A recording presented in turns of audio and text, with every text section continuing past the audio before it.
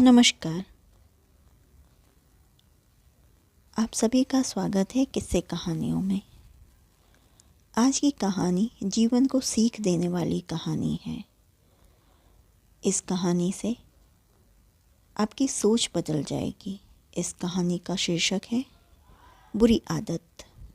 चलिए शुरू करते हैं। एक अमीर आदमी अपने बेटे की किसी बुरी आदत से बहुत परेशान था। वह जब भी बेटे से आदत छोड़ने को कहते तो एक ही जवाब मिलता, अभी मैं इतना छोटा हूँ, धीरे धीरे ये आदत छोड़ दूँगा। पर वह कभी भी आदत छोड़ने का प्रयास नहीं करता। उन्हीं दिनों एक महात्मा गांव में पधारे हुए थे। जब आदमी को उनकी ख्याति के बारे में पता चला तो वह तुरंत उनके पास पहुंचा और अपनी समस्या बताने लगा।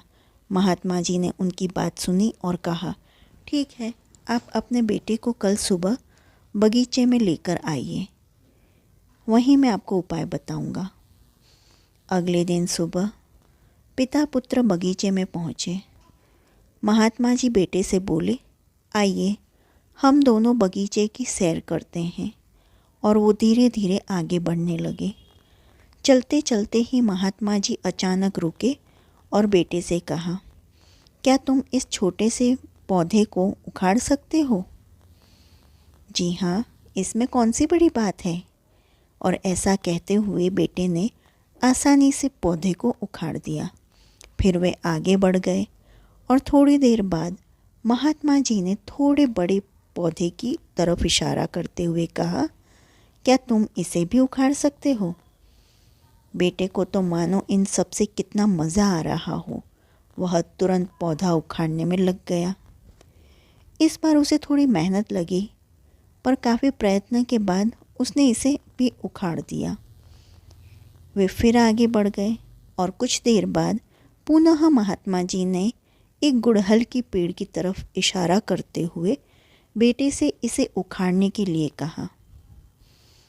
बेटे ने पेड़ का ताना पकड़ा और उसे जोर जोर से खींचने लगा, पर पेड़ तो हिलने का नाम ही नहीं ले रहा था। जब बहुत प्रयास करने के बाद भी पेड़ टस से मस नहीं हुआ तो बेटा बोला, अरे ये तो बहुत मजबूत है, इसे उखाड़ना असंभव है।